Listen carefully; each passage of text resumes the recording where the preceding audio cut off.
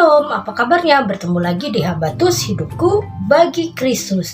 Hai adik-adik, apa kabarnya hari ini? Hari ini kita akan belajar dari Amsal yang ke-6, ayat yang ke-12 sampai ayat yang ke-19. Kita akan belajar 7 perkara yang sangat tidak disukai Tuhan. Kira-kira apa ya? Tapi sebelum itu, kita berdoa dulu. Tuhan Yesus, kami bersyukur hari ini kami belajar firman-Mu. Berkati kami supaya kami mengerti, memahami, dan melakukannya dalam hidup kami. Dan hanya di dalam nama-Mu kami percaya berdoa, haleluya, amin. Adik-adik, Ibu Yohana akan membacakan di ayat yang ke-16, 17, 18, dan 19. Memang panjang, tetapi ini tidak bisa diputus. Dengarkan baik-baik ya, tetapi bagi adik-adik yang sudah bisa baca, jangan lupa untuk membacanya. 6 perkara ini yang dibenci oleh Tuhan, bahkan 7 perkara yang menjadi kekejian bagi hatinya. Mata sombong, lidah dusta, tangan yang menumpahkan darah orang yang tidak bersalah, hati yang membuat rencana-rencana jahat, kaki yang segera lari menuju kejahatan, seorang saksi dusta yang menyembur-nyemburkan kebohongan dan yang menimbulkan pertengkaran saudara. Nah, adik-adik, yang ketujuh ini kira-kira adik-adik udah pernah lakuin belum? Jangan ya, yuk. Ibu Yohana berharap bahwa adik-adik menjadi adik-adik yang baik, anak-anak yang luar biasa, yang takut akan Tuhan dan menjauhi kejahatan. Yang pertama kita akan baca yaitu mata sombong. Wah, Tuhan gak suka. Perkataan sombong saja Tuhan gak suka, apalagi mata sombong. Mata sombong begini, ngeliatin orang gitu kan. Dalam hatinya dia merendahkan orang lain. Walaupun mulutnya tidak berkata, tetapi matanya sangat sombong dan merendahkan orang lain. Wah, padahal baru melihat saja itu sudah dosa. Wah, mengerikan sekali. Yang kedua adalah lidah dusta, berbohong. Aduh, jangan ya. Lidah ini adalah sumber berkat dan juga sumber kutuk.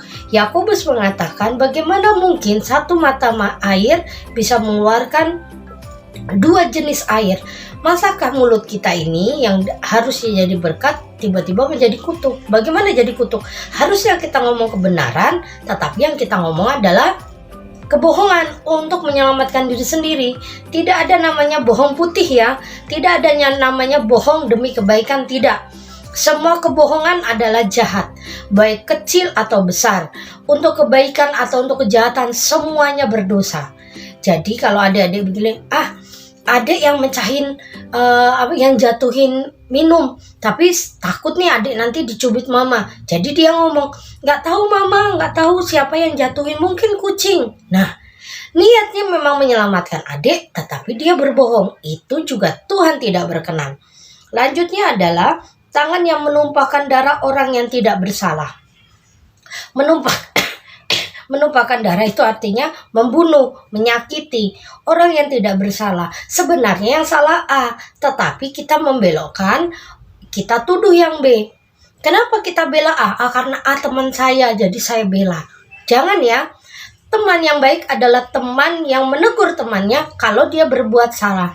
Jangan sampai karena dia teman kita melindunginya. Kita harus juga mengakui bahwa dia salah, dia harus bertanggung jawab. Itu baru teman yang baik. Teman yang baik bukan berarti melindungi, mendukung dalam segala hal. Baik yang perbuatannya benar maupun yang jahat. Gak boleh. Teman yang baik adalah mengatakan sebenarnya, menegur dengan kasih, dan mulai mengubah teman yang tidak baik menjadi baik. Lanjutnya adalah hati yang membuat rencana-rencana yang jahat. Pernah nggak tiba-tiba adik-adik tuh merasa males ke sekolah, terus pura-pura mama aku pusing, aku nggak mau sekolah. Nah, dari pikiran saja sudah mengimbau, aku mau nggak mau sekolah nih, pura-pura sakit. Itu pikirannya udah jahat. Akhirnya dari pikiran yang jahat muncullah ucapan yang jahat juga.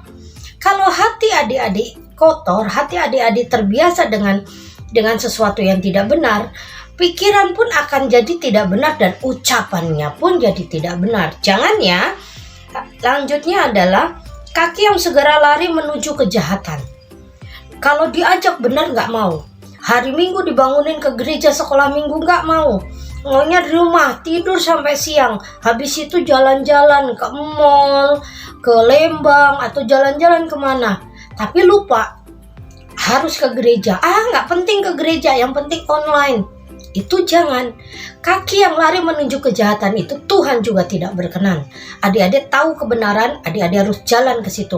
Walaupun rasanya malas, walaupun rasanya tidak kuat, walaupun rasanya ogah-ogahan, tetapi Tuhan bilang apa?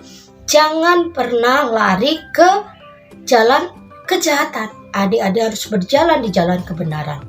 Suka atau tidak suka, kuat atau tidak kuat, adik-adik harus berani dan harus tegas bahwa adik-adik harus pergi ke jalan kebenaran. Berdoa, baca Alkitab, ke gereja, berkata-kata dengan baik, membantu orang lain, membantu orang tua. Itu jalan yang benar. Bukan seharian nonton handphone, seharian nongkrong, seharian main, sampai lupa segala-galanya.